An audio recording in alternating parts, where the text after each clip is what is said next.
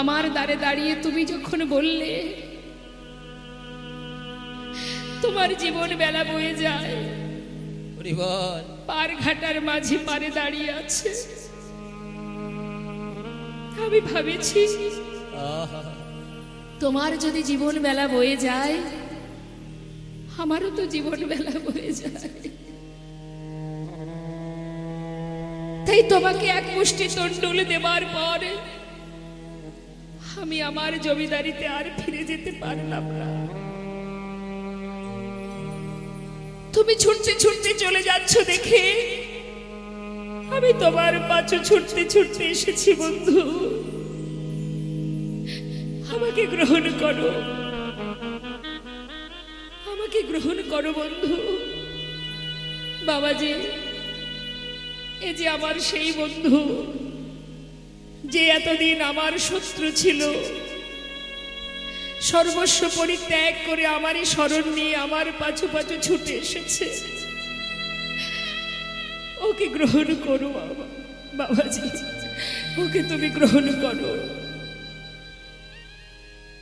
দুইজনে মিলে বাবাজির কাছ থেকে মন্ত্র গ্রহণ করলেন, গুরুচরণে প্রণাম করলেন। দুই বন্ধু একসঙ্গে দাঁড়ে দাঁড়ে ভিক্ষা করে আর ভগবানের সেবা দেয়, সেবা দিতে থাকে।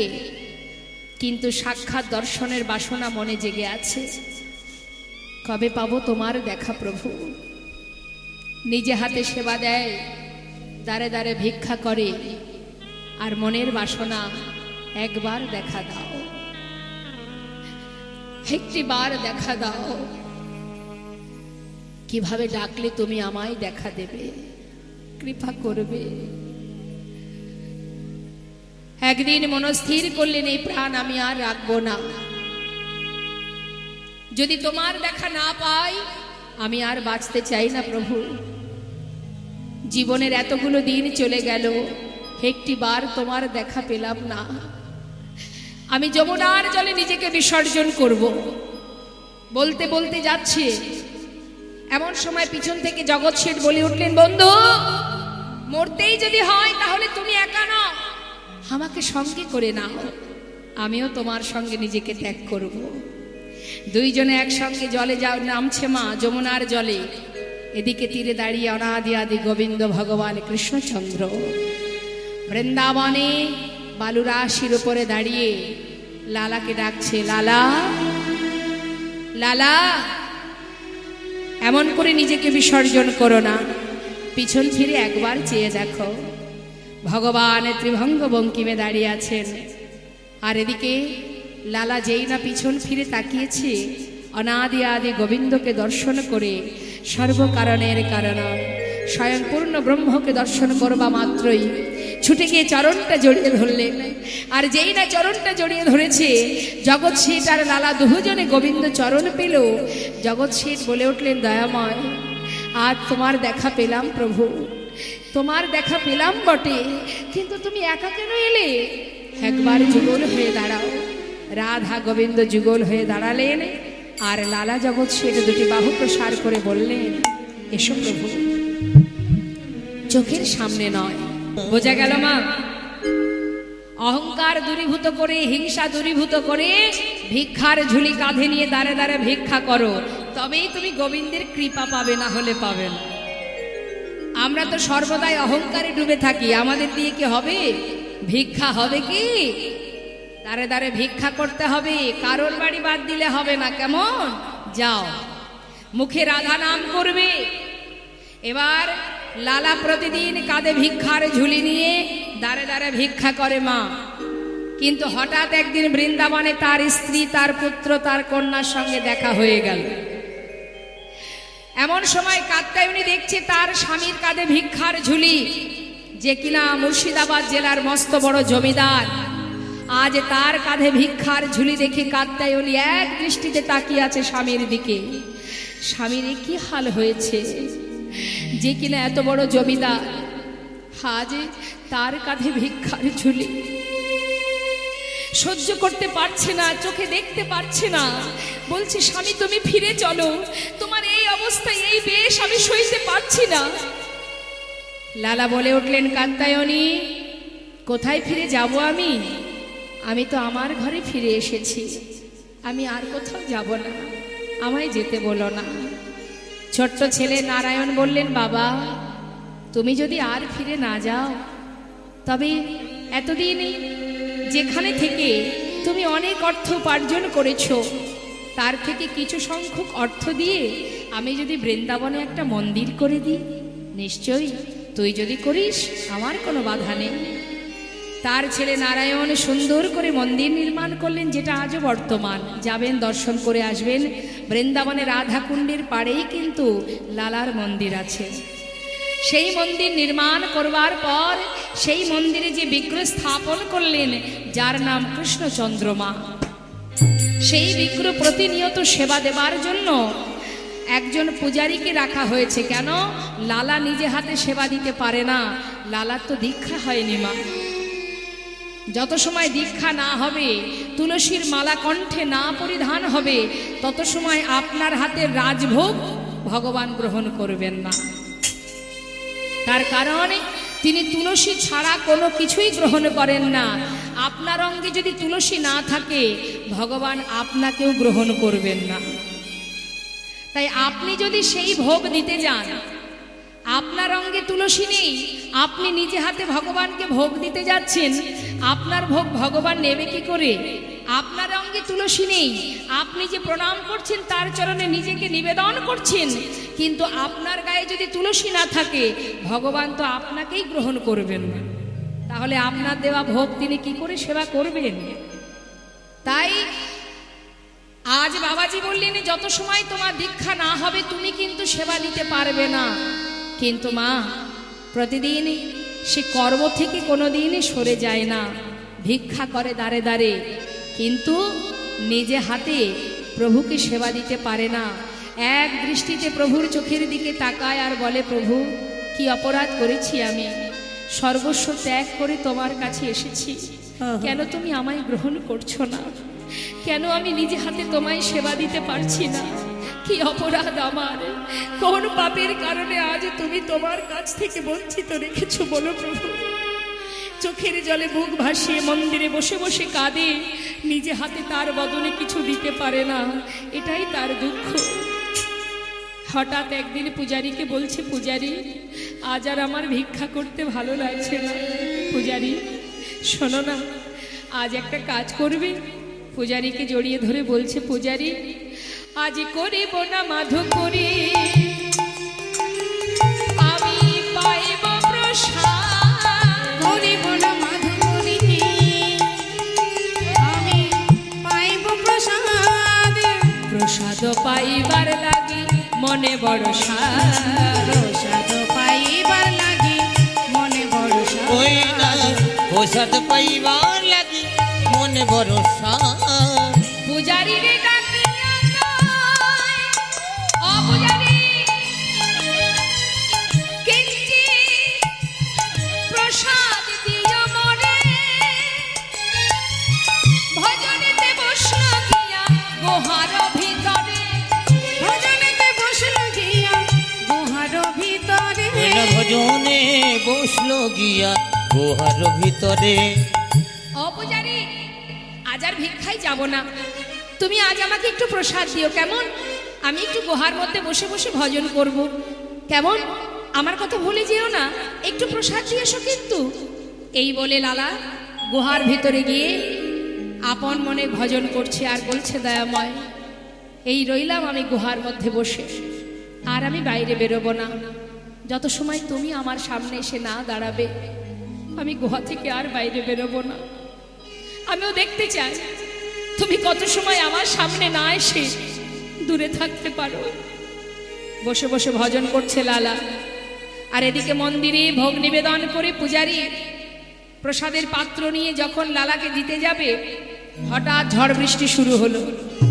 সবই তো গোবিন্দের কৃপা মা, ভক্তের বোঝা তো ভগবানই বহন করেন।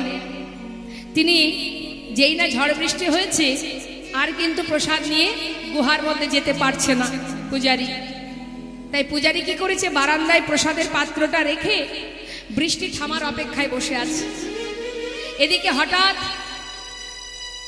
ভগবান করুণাময়, তিনি তাড়াতাড়ি করে পূজারী রূপ ধারণ করে সেই প্রসাদের পাত্রটা নিয়ে যাচ্ছেন প্রভু আমার ভক্ত সেবা দেবেন বলে। আহা, ভক্তের সম্মুখে গিয়ে দাঁড়াচ্ছেন, আর এদিকে আপন মনে চোখ বন্ধ করে লালা গুহার মধ্যে বসে বসে গোবিন্দের চরণে ভজন করছে। রাধে কৃষ্ণ গোবিন্দ গোপাল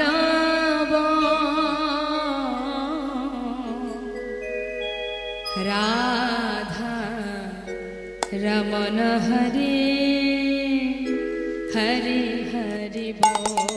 রাধে কৃষ্ণ গোবিন্দ গোপাল বল বল, রাধার মন হরি হরি হরি বল। রাধে কৃষ্ণ গোবিন্দ গোপাল বল, রাধার মনোহরি হরি হরি বল। গিরিধারি গোবর্ধন ধারি আর গিরিধারি বল, গোবর্ধন ধারি বল, হরে কৃষ্ণ কৃষ্ণ রাধারা মনোহরি কৃষ্ণ কৃষ্ণ বল। মদন গোপাল জয় নন্দলাল মদন গোপাল জয় নন্দলাল, শ্রীনন্দে নন্দন হরে কৃষ্ণ গোপাল। শ্রীনদীর নন্দন হরি কৃষ্ণ গোপাল।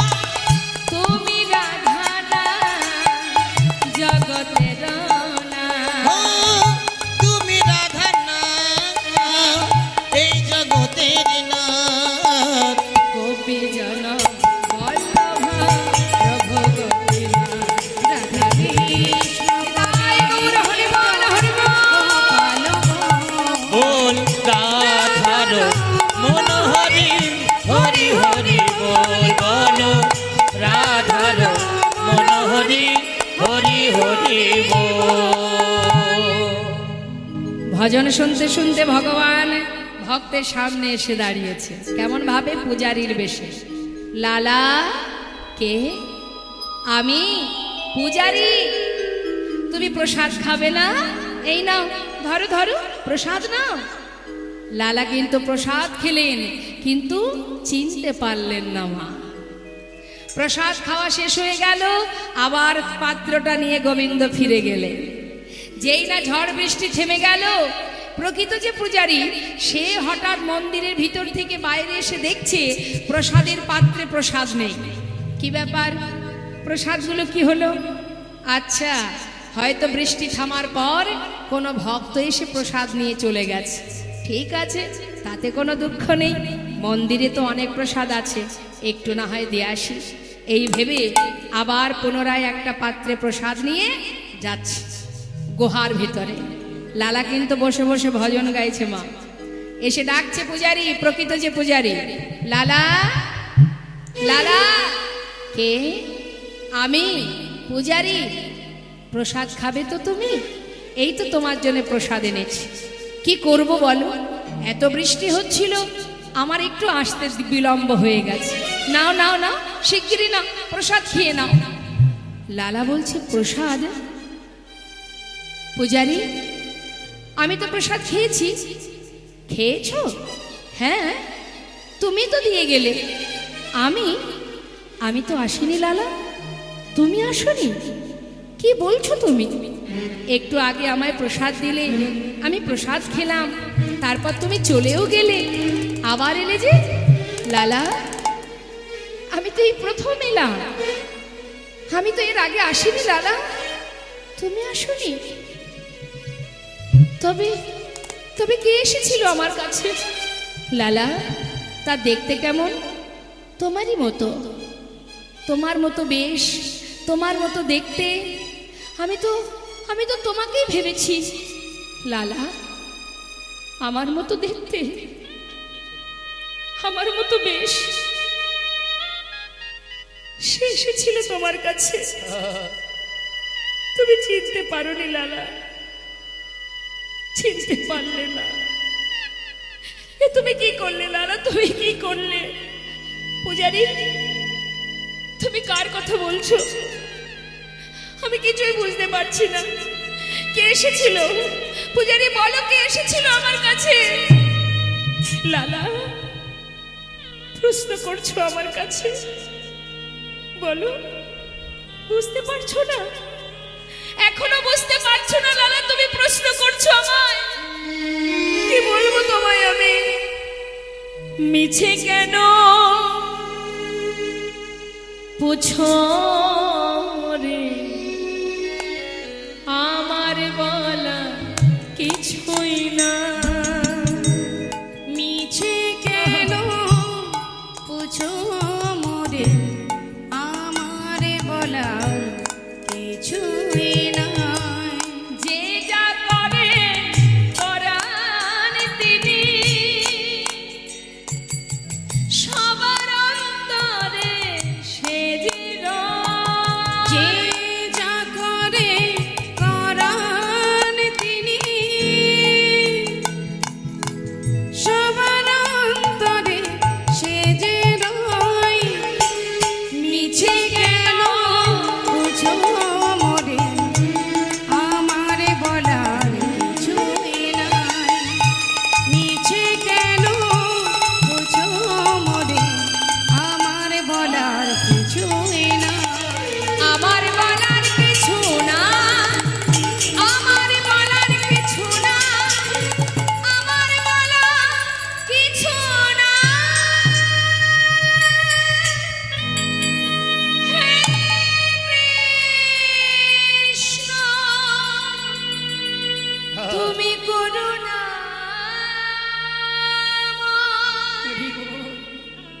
তুমি করুণা,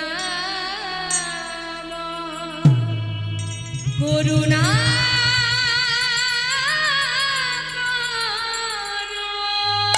তুমি করুণাময়, করুণা করো। ছুটতে ছুটতে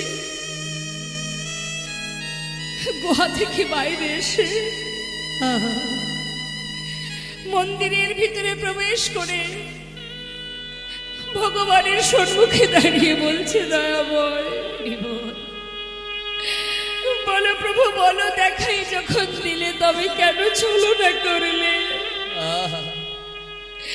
কি অপরাধ আমার, কেন তোমার দেখা পেলাম না?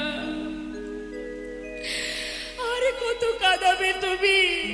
একটি বার বলো প্রভু, বলো না মরে কাঁদাইছ কেন?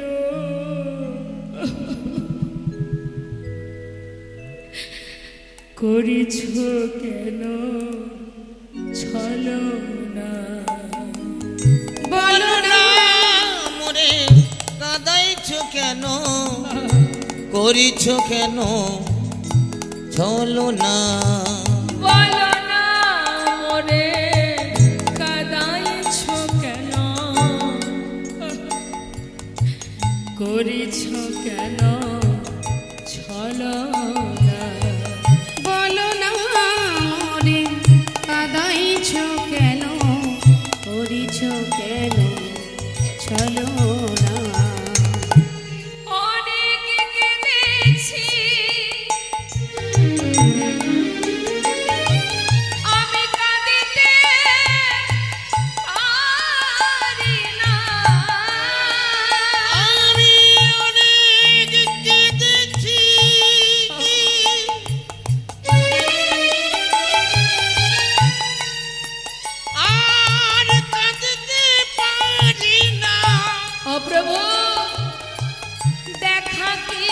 মোরে দেবে না।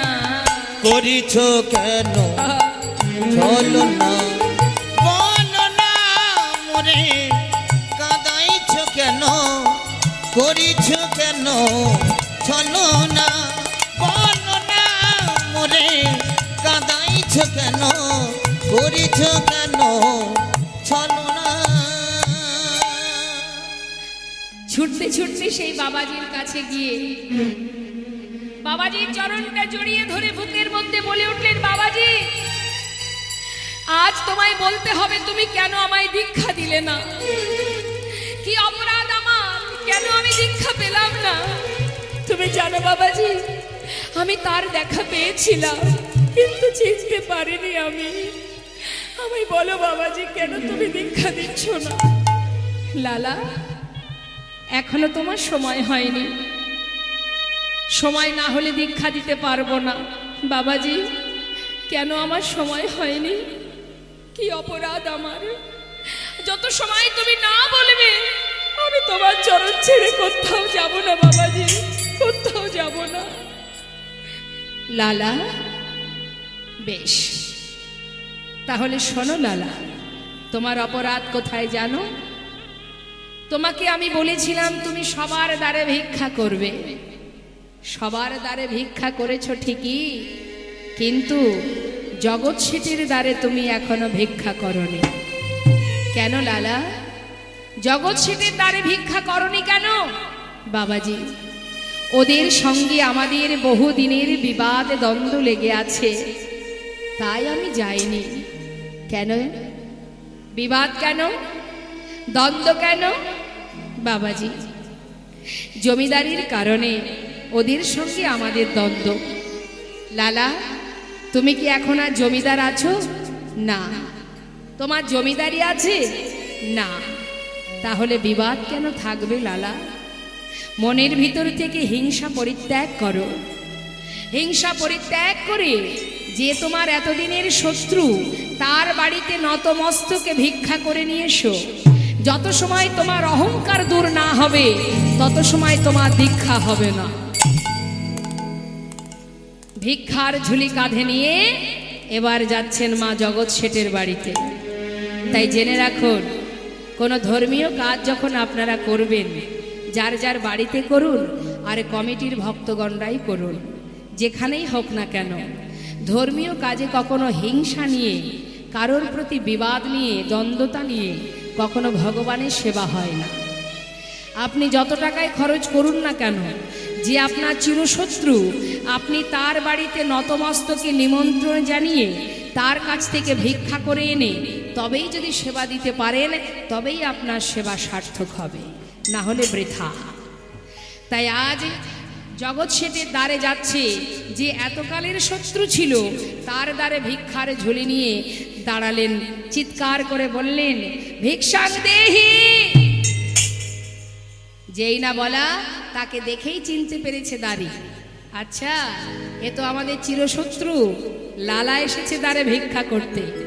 কোনো কথা না বলে দাঁড়ি কিছু দামি দামি রত্ন একটা পাত্রে নিয়ে ওই লালার সামনে এসে যখন লালার ঝোলায় দিতে যাবে, এমন সময় লালা বললেন, দাঁড়াও দাঁড়ি, আমি তোমার হাত থেকে ভিক্ষা নিতে পারবো না। যার জন্য আমার এই দ্বারে আসা, তাকে একবার নিয়ে এসো, অর্থাৎ তোমাদের যে জমিদার, আমি তার হাত থেকে ভিক্ষা নেব। আর তুমি যে ভিক্ষা দেবার জন্য এনেছো, এ তো আমি নিতে পারবো না। শোনো শোনো দাঁড়ি, আমি ধনের ভিখারি নয় গো, আমি ধনের ভিখারি নয়, আমি ধনের ভিখারি নই গো, আমি ধনের ভিখারি নই। চাই গো যে আমি এক মুষ্টি ভিক্ষা, চাই গো যে আমি এক মুষ্টি ভিক্ষা, চাই গো যে আমি এক মুষ্টি ভিক্ষা।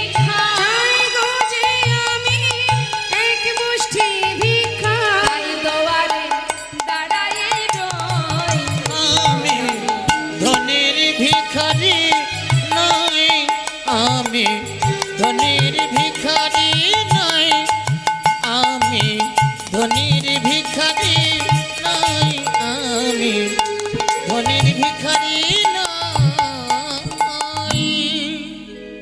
সঙ্গে সঙ্গে দাঁড়ি ভিতর ঘরে গিয়ে জগৎ শেঠকে বললেন, বাবু একবার আপনি দাঁড়ে চলুন। কেন কেন যাব? আপনার চিরশত্রু লালা আপনার দ্বারে দাঁড়িয়ে আছে ভিক্ষা নেবার জন্য। সে কি বলো কি তুমি? আমার চিরশত্রু লালা এসেছে আমার দ্বারে? হ্যাঁ, সে আপনার হাত থেকে ভিক্ষা নিতে চাই বাবু, তাই একবার আপনি চলুন। জগৎ শেঠ ধীরে ধীরে সদর দরজায় এসে যেই না দাঁড়িয়েছে মা, দেখছে কি লালার গায়ে কৃষ্ণ নাম, বদনে কৃষ্ণ নাম, চোখে কৃষ্ণ প্রেমের বাড়ি, কাঁধে ভিক্ষার ঝুলি। তাই না দেখে জগৎ শেঠ তার মুখের দিকে এক দৃষ্টিতে তাকিয়ে জিজ্ঞাসা করছে, আজ যে বেশ পরিধান করে তুমি আমার সামনে দাঁড়িয়ে আছো, একটিবার সত্য কথা বলো, এটা কোনো ছলনা নয় তো? কোনো ছলনা নিয়ে তুমি আসনি তো? একবার আমায় বলো। করজোড়ে লালা বলে উঠলেন, বন্ধু না না, আসিনি আজ তোমার কাছে বন্ধু কোনো ছলনা, ওই ঘাটের মাঝি পার ঘাটাতে বসে ডাকছে আমার। বিদায় গৌর হরিবল।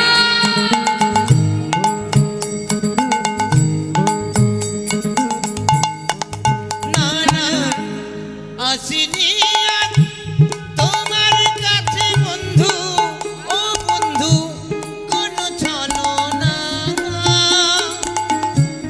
ঘাটের মাঝি পার ঘাটেতে ডাকছে আমার।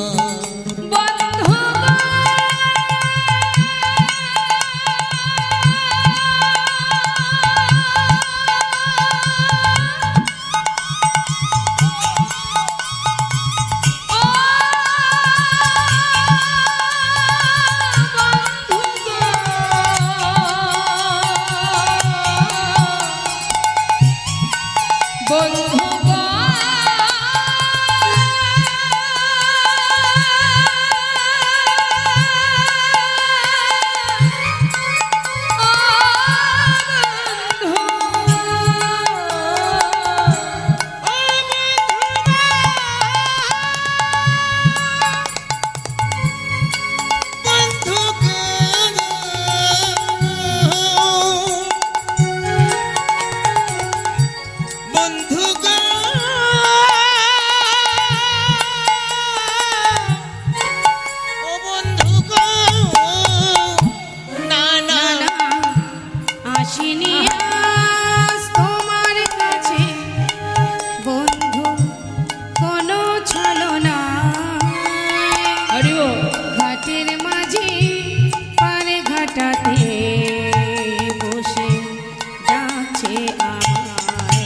যদি এক মুষ্টি, অবন্ধু এক মুষ্টি গো, এক মুষ্টি দাও গো ভিক্ষা,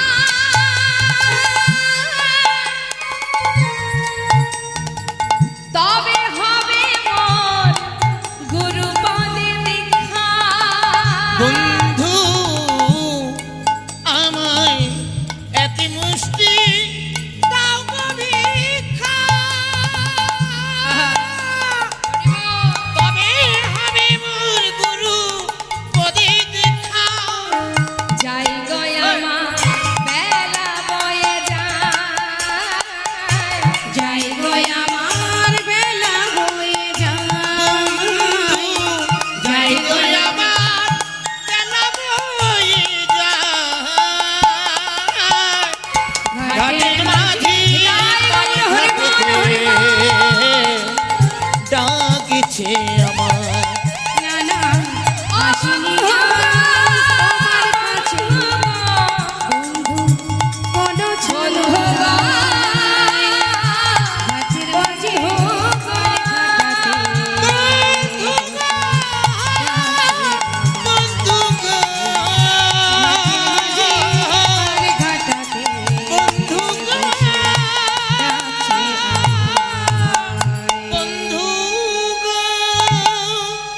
কথার মধ্যে ডুব দিতে হবে মা। এত সময় আমরা ছোট্ট করে 28 মাত্রা সোমতাল আস্বাদন করলাম, কিন্তু যে পদের মধ্যে দিয়ে কথাটা শুনলাম, এই 28 মাত্রা সোমতালটা আমরা শ্রবণ করলাম, এই কথাটা কি বললেন?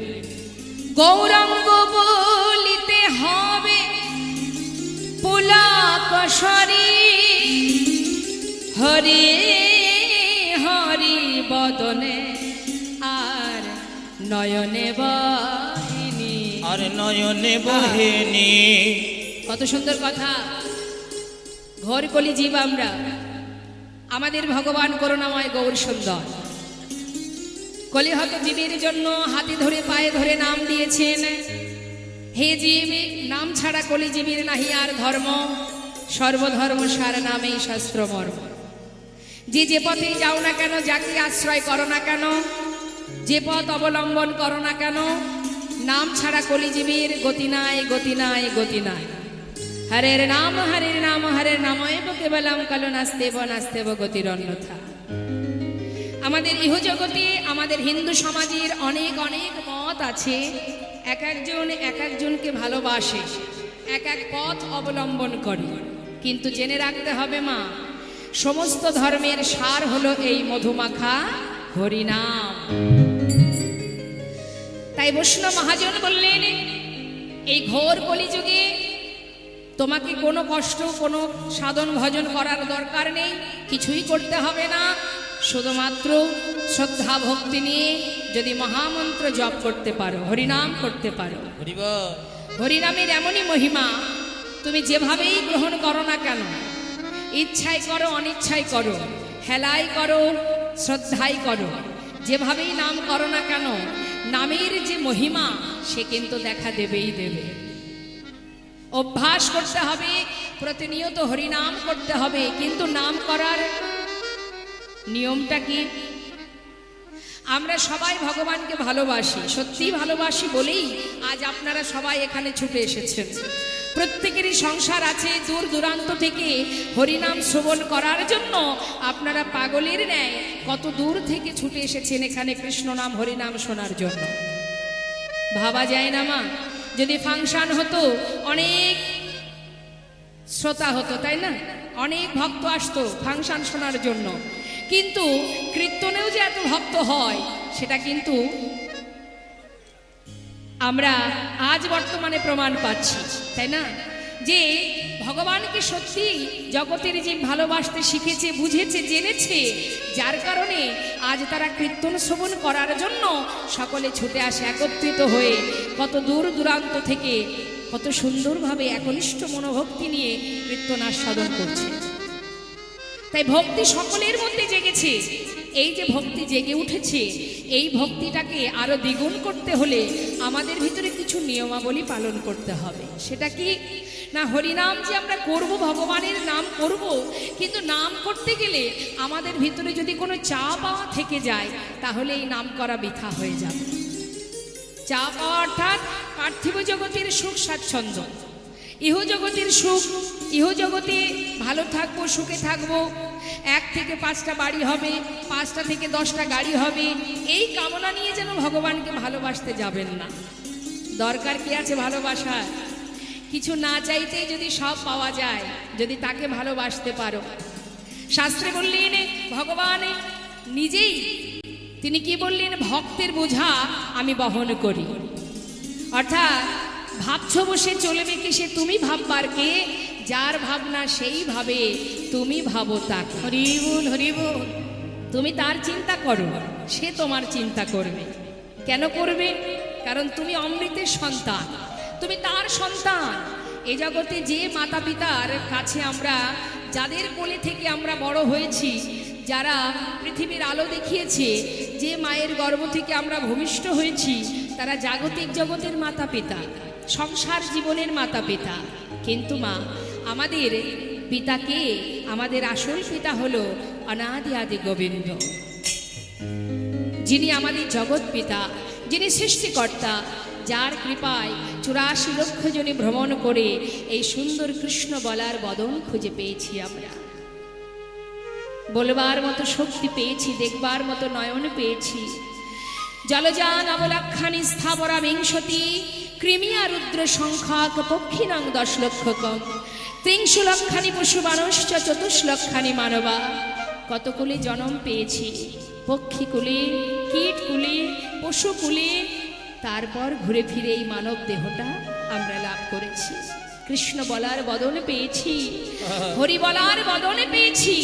মহাজন বললেন, হে জীব, হেলায় সময় নষ্ট করো না, সময় গেলে আর পাওয়া যাবে না।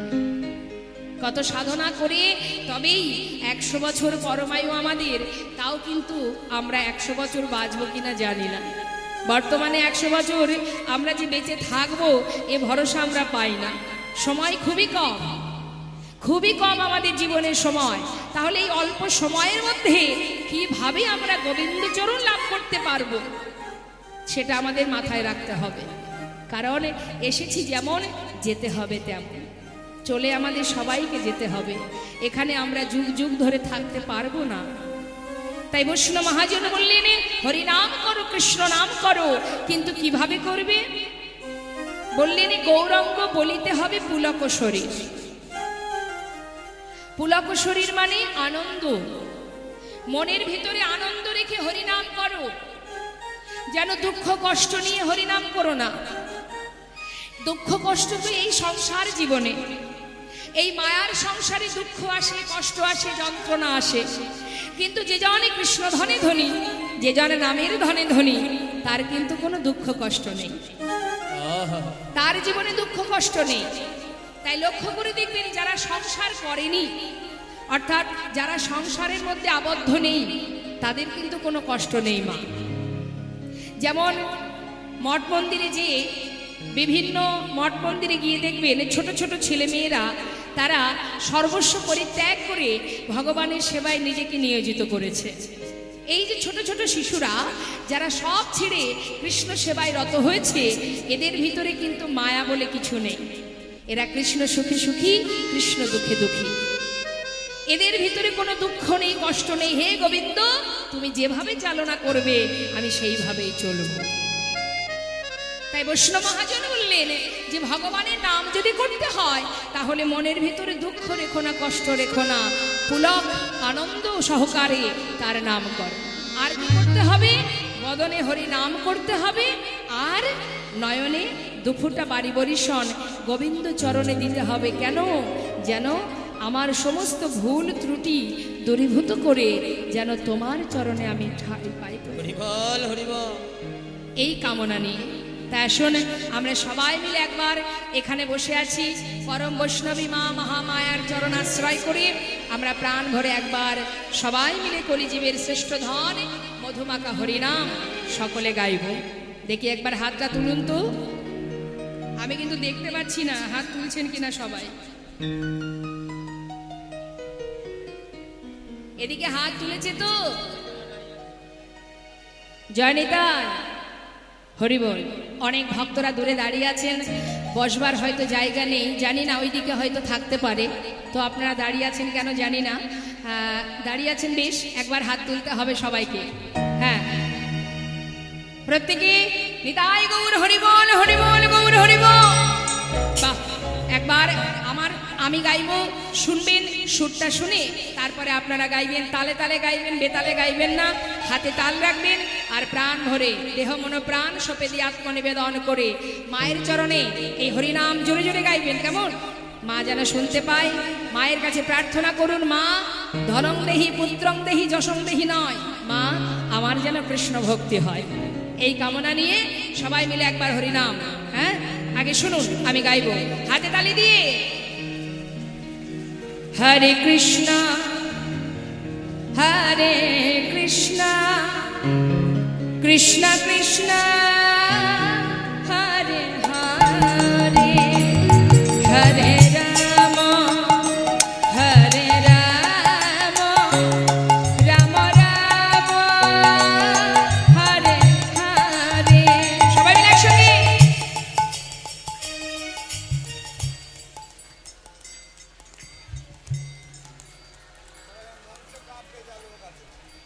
কি হচ্ছে এটা? আস্তে, যদি ইচ্ছা না থাকে গাইতে হবে না। কিন্তু আমি বলবো, অনুরোধ করব সকলে চরণ ধরে, মহামন্ত্র নাম করবার সময় যেন মনের ভিতরে জড়তা অলসতা রাখবেন না, কারণ এই নাম ছাড়া আমাদের জীবনে আর কিছু নেই মা। যখন আমরা শেষের দিনে বাঁশের দোলনায় সব দেহটা যাবে না, পিছনে কিন্তু এই একটা জিনিসই যাবে, সেটা হলো হরিনাম, আর কেউ যাবে না। হ্যাঁ, তো আপনারা এখানে যত ভক্ত আছেন সবাই যদি আপনারা উচ্চস্বরে যদি হরিনাম করেন, আমার মনে হয় গোলক ধামে আমার গোবিন্দ তার সিংহাসন চলে যাবে। একবার প্রাণ ভরে আত্মনিবেদন করে উচ্চস্বরে সবাই গাইবেন, এটা আপনাদের কাছে আমার বিনীতভাবে নিবেদন। হরে কৃষ্ণ, হাত তুলে, হরে কৃষ্ণ কৃষ্ণ কৃষ্ণ হরে হরে, হরে রাম হরে রাম, রাম রাম হরে হরে, বলুন হরে কৃষ্ণ হরে। বাহ, পিছন দিকে ভক্তগণ, খুব সুন্দর।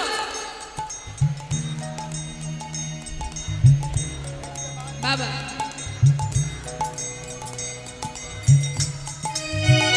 হরে কৃষ্ণ কৃষ্ণ কৃষ্ণ হরে হরে, হরে রাম রাম রাম হরে হরে, হরে কৃষ্ণ। বাবা,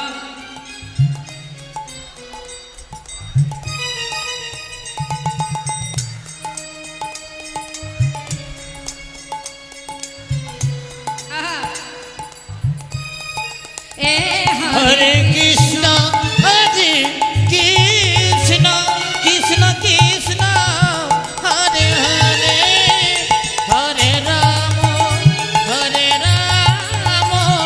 রাম রাম হরে হরে, হরে কৃষ্ণ হরে কৃষ্ণ কৃষ্ণ। বাবা,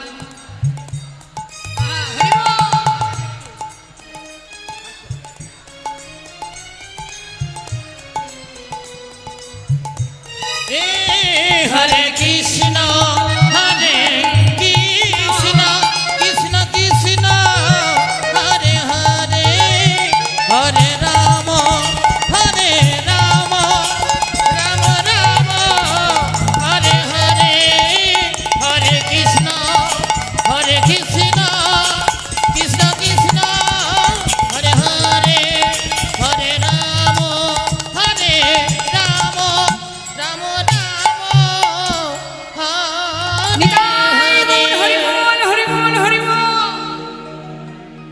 অপূর্ব।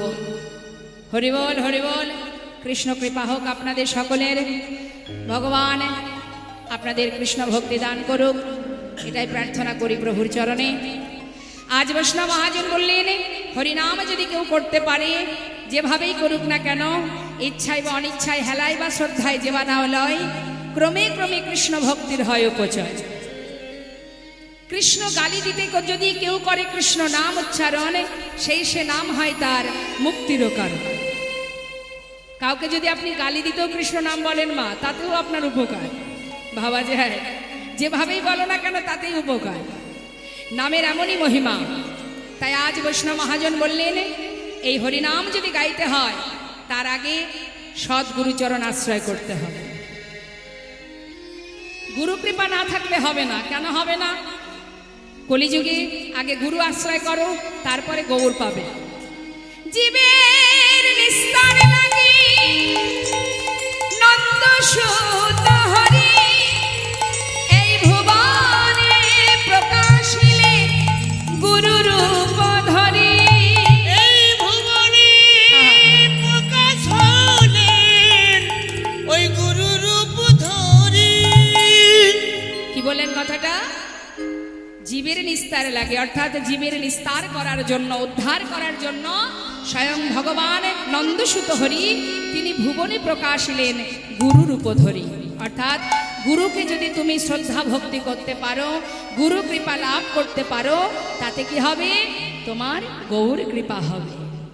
মহাজন বললেন, ব্রহ্মাণ্ড ভ্রমিতে ভ্রমিতে যদি কোনো ভাগ্যবান জীব গুরু কৃষ্ণের প্রসাদে পায় ভক্তিলতা বীজ।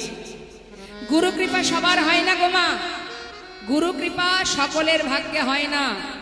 মহাজন বললেন গুরুদেব কি করেন, মালি হয়ে সেই বীজ করে অর্পণ, শ্রবণ কীর্তন জলে করায় সিঞ্চন। ক্রমে ক্রমে বাড়িলতা ব্রহ্মাণ্ড ভেদি যায়, বিরজা ব্রহ্মাণ্ড ভেদি পরম ব্রহ্ম পায়। তদপরে যায় লতা গোলক বৃন্দাবন, শ্রীকৃষ্ণ চরণ কল্প বৃক্ষে করে আরোহণ। অর্থাৎ যদি তুমি গুরু কৃপা লাভ করতে পারো, অনায়াসে তুমি গৌর কৃপা পাবে। তাই আসুন মহাজন পদাবলিতে বলছেন যে গৌর কৃপা লাভ করতে গেলে গুরু, অর্থাৎ কলিযুগে গুরু আমাদেরকে নিত্যানন্দ প্রভু দয়াল নিতাই চাঁদ। তাই বৈষ্ণব মহাজন বললেন যে আসো আমরা নিতাই চাঁদের চরণে জানাই, আমরা নিত্যানন্দ প্রভুর কাছে জানাই, হে দয়াল দয়াল গুরু তুমি কৃপা করো, যেন তোমার চরণে আমি ঠাঁই পাই, তোমার কৃপা যাতে লাভ করতে পারি। আহা, কি বলছেন মহাজন, আরে কবে নিতাই চাঁদ করুণা করিবে, ওগো আরে কবে নিতাই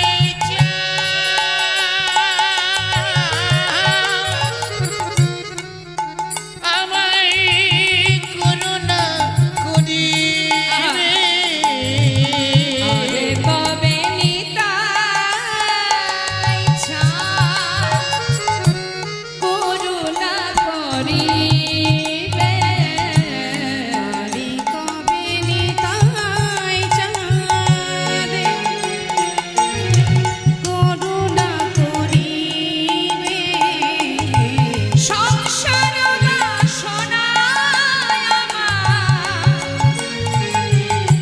কবে তুচ্ছ হবে, আর সংসার বাসনায় আমার কবে তুচ্ছ হবে, বিষয় ছাড়িয়া কবে শুদ্ধ হবে মন। আমার বিষয় ছাড়িয়া কবে শুদ্ধ হবে মন। কবে যাব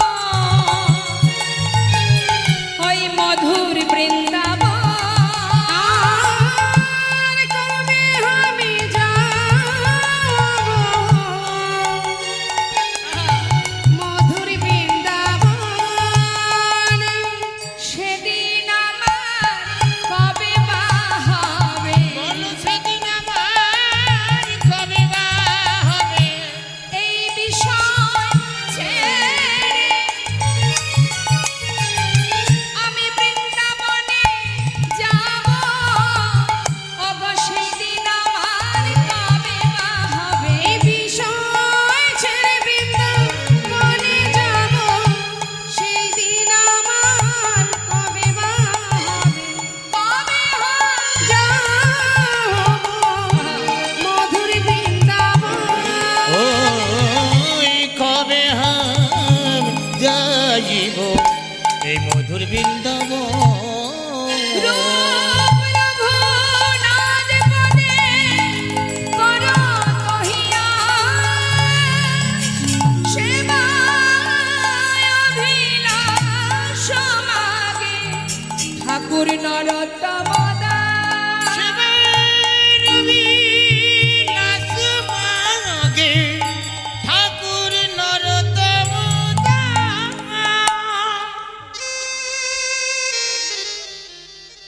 আচ্ছা, অনেকে দেখছি হাত গুটিয়ে দাঁড়িয়ে আছে ঠিক এইভাবে, কোনো সমস্যা আছে নাকি তাদের? এইভাবে হাত গুটিয়ে থাকার কি দরকার? দেখুন এইভাবে অনেকে দাঁড়িয়ে আছে, চিন্তা করছে হাত তুলে আর কি হবে। এটাকে বলা হয় অলসতা।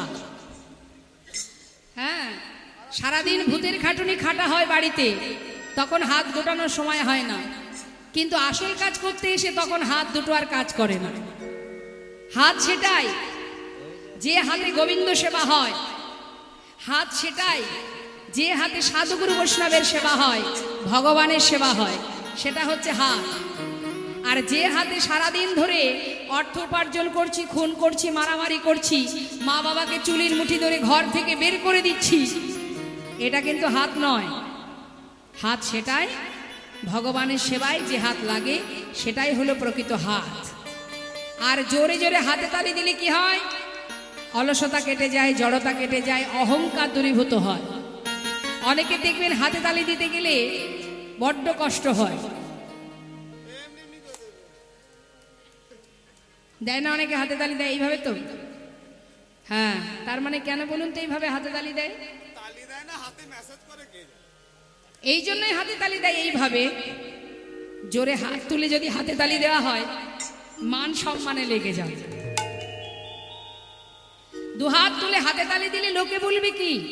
আমার এই আছে, ওই আছে, আমি কোটি টাকার মালিক, আমার বিষয় সম্পদে পরিপূর্ণ।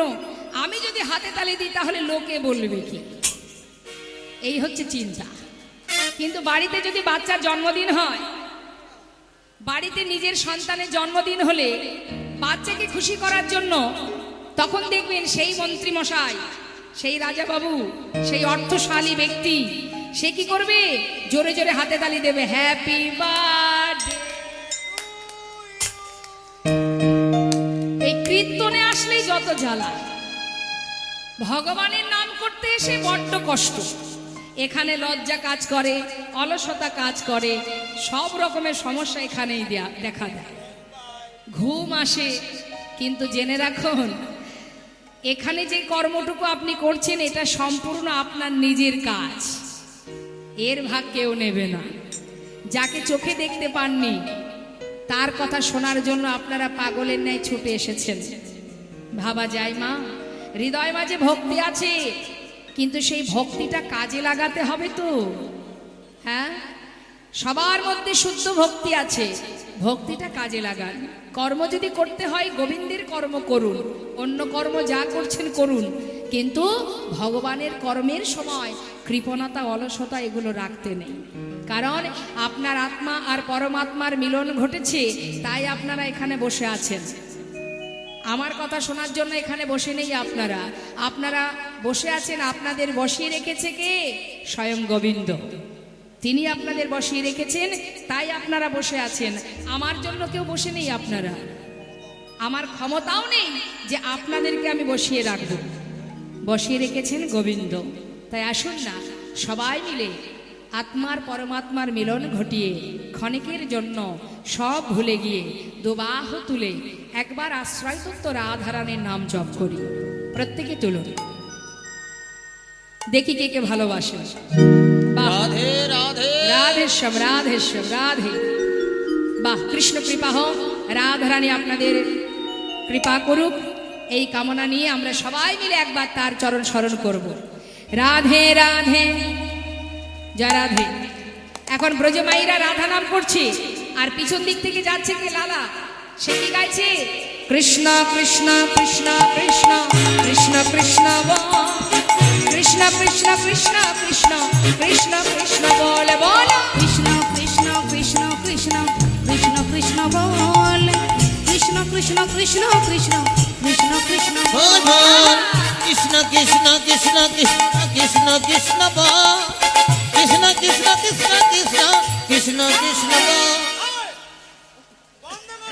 কি হলো?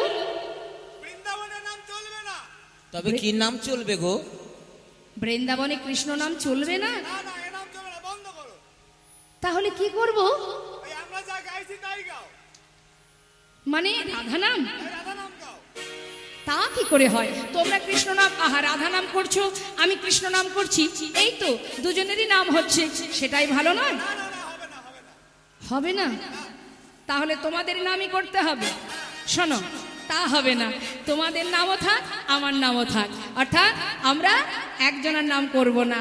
আমরা তো যুগল ভালোবাসি। হ্যাঁ, তাই আজ লালা বলছে, শোনো শোনো, তোমাদের কথাও থাক, আমার কথাও থাক, একসঙ্গে গাইবো রাধে কৃষ্ণ রাধে কৃষ্ণ রাধে কৃষ্ণ বল, রাধে কৃষ্ণ রাধে কৃষ্ণ রাধে কৃষ্ণ বল বল রাধে কৃষ্ণ রাধে কৃষ্ণ রাধে কৃষ্ণ বল, রাধে কৃষ্ণ রাধে কৃষ্ণ রাধে কৃষ্ণ ও রাধে কৃষ্ণ রাধে কৃষ্ণ রাধে কৃষ্ণ বল, রাধে কৃষ্ণ রাধে কৃষ্ণ রাধে কৃষ্ণ বল, রাধে কৃষ্ণ রাধে কৃষ্ণ রাধে কৃষ্ণ বল, রাধে কৃষ্ণ রাধে কৃষ্ণ রাধে কৃষ্ণ বল বল, বল রাধে কৃষ্ণ রাধে কৃষ্ণ রাধে কৃষ্ণ বল, রাধে কৃষ্ণ রাধে কৃষ্ণ রাধে কৃষ্ণ বল, বৃন্দাবন কি রাধে রাধে সবাই মিলে একটু হাত তুলে রাধে রাধে বলবেন বা রাধে কৃষ্ণ বলবেন, আর আমি এক একটা জায়গার নাম বলবো জোরে জোরে, হাত না তুললে জোর হবে না। হ্যাঁ, বৃন্দাবন কি, আর একটু জোর হবে কি, বৃন্দাবন কি, যমুনা মাই কি, রাধা কুণ্ড কি, শ্যাম কুণ্ড কি, আর একটু জোর হবে কি বাবা, বৃন্দাবন की যমুনা माई की राधा कुंड की श्याम कुंड की गोविंद कुंड की विलास वन की मधुबन की निधुबन की मोहन वन की माधवी वन की केशी घाट की वंशी बाट की तम्रवन की कमल वन की लोह वन की निधुबन की आगे पीछे दाहिने बाएं बोल बोल में ऊपर नीचे राधे राधे राधे राधे राधे राधे बोल, राधे राधे राधे राधे राधे राधे बोल, ओ राधे राधे राधे राधे राधे राधे बोल, राधे राधे राधे राधे राधे राधे बोल, राधे राधे राधे राधे राधे राधे बोल, राधे राधे राधे राधे राधे राधे बोल, प्रेम से बोलिए राधा रानी की, श्याम सुंदर की, बाके बिहारी लाल की। জয় তাহলে যাচ্ছি কোথায় আমরা? বাকে বিহারীর মন্দিরে। বাকে বিহারী মন্দিরে সেবা হয়ে গেল। এখন সেবার পর লালাবাবুকে ভালো ভালো খাবার দিয়েছি, মানে প্রসাদ দিয়েছি। যতই হোক বাবা, জমিদার তো, ওমা ভালো ভালো প্রসাদ দিয়েছে লালাকে। লালা একেবারে উদর পরিপূর্ণ করে সেবা করেছে। সেবা করে গোবিন্দকুণ্ডের তীরে শুয়ে আছে। এখন যে কিনা জমিদারি সুখ স্বাচ্ছন্দ্যে জীবন কাটাতো, সেই যে সুখ, সেটা কিন্তু এখনো পুরোপুরি মন থেকে পরিষ্কার হয়নি।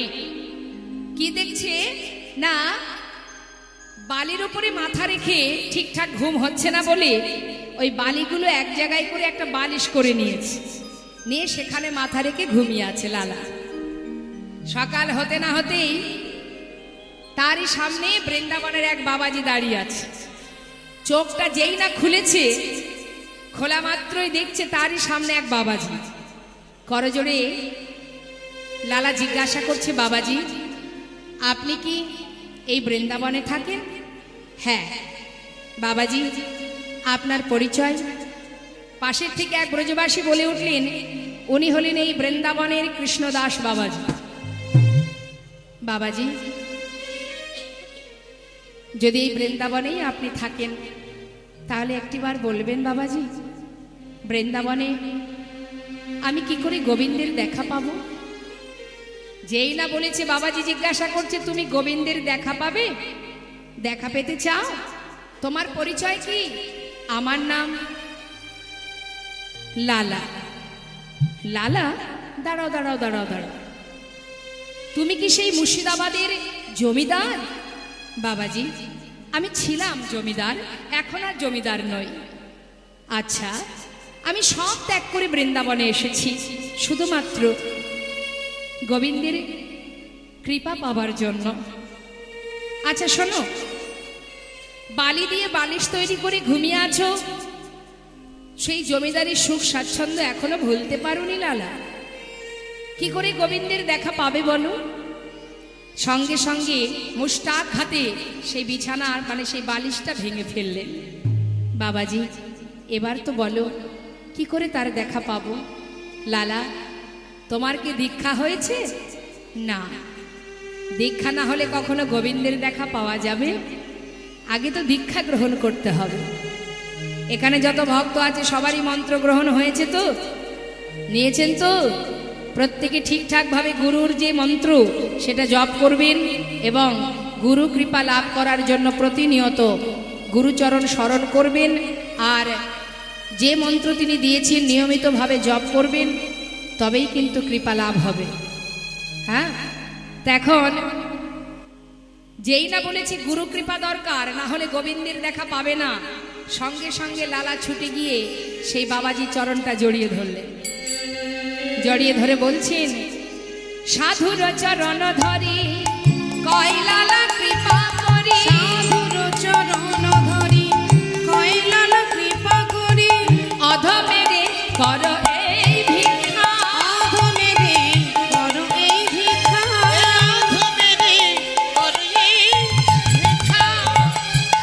অবিষ্ট ধন পাইবারে ঘর ছেড়ে এসেছি ঘরে, অভিষ্ট ধন পাইবারে ঘর ছেড়ে এসেছি ঘরে, ফিরিব না কৃপা করে দাও মরে ভিক্ষা। ফিরিব না কৃপা করে দাও মোরে দীক্ষা, আমি আর তো ঘরে ফিরব না গো, আর তো ঘরে ফিরব না গো, ঘর ছেড়ে এসেছি ঘরে আর তো ঘরে ফিরব না গো। ঘর ছেড়ে এসেছি ঘরে আর তো ঘরে ফিরব না গো, ফিরিব না কৃপা করে দাও মোরে দীক্ষা। ফিরিব না কৃপা করে দাও মোরে দীক্ষা। কি বললেন? আপনার চরণ স্মরণ নিলাম, এবার আপনি আমাকে মন্ত্র দিন। বাবাজি বললেন, লালা, দীক্ষা বললেই তো দীক্ষা দেওয়া যাবে না, তার জন্য উপযুক্ত সময়ের প্রয়োজন। এখনো তোমার সময় হয়নি, সময় হলে আমি নিজে এসে তোমায় দীক্ষা দিয়ে যাব। বাবাজি, তাহলে আমি করবোটা কি? পারবে? আজ আমি যা বলবো সেটা করতে পারবে? কেন পারবো না? একবার বলেই দেখো, যা বলবে আমি তাই করব। লালা, যদি তুমি সত্যিই পারো তাহলে শোনো, আজ থেকে মন্দিরে মন্দিরে প্রসাদ পেয়ে আর এই বালির বিছানা করে ঘুমিয়ে ঘুমিয়ে দিন কাটালে হবে না। বৃন্দাবনে এসে গোবিন্দের দেখা পেতে গেলে তোমাকে কর্ম করতে হবে। কি কর্ম? নাও, একটা ভিক্ষার ঝুলি হাতে দিয়ে বললেন, লালা, ধরো ধরো লালা ভিক্ষার ঝুলি কাঁধে, আরে ধরো ধরো লালা ভিক্ষার ঝুলি কাঁধে, ফিরে এসো দ্বারে তুমি ধরো ধরো লালা,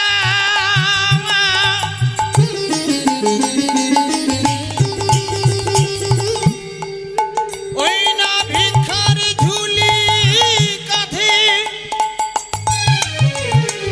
তুমি ঘুরে এসো দ্বারে শোনো, ভিক্ষার ঝুলি কাঁধে নিয়ে দাঁড়ে দাঁড়ে ভিক্ষা করবে। আর কি করবে?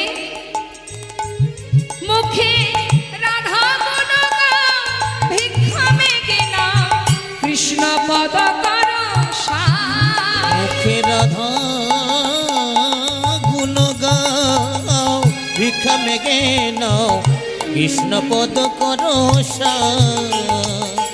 দাঁড়ে দাঁড়ে ভিক্ষা মেগে আনো, দাঁড়ে দাঁড়ে ভিক্ষা মেগে আনো, আরে রাধা রাধা নামে করো, দাঁড়ে দাঁড়ে ভিক্ষা মেগে আনো, রাধা গুণ গাও, ভিক্ষা মেগে নাও, কৃষ্ণ পদ করো সার। ওই না রাধা গুণ গাও, ভিক্ষা মেগে নাও, কৃষ্ণ পদ করো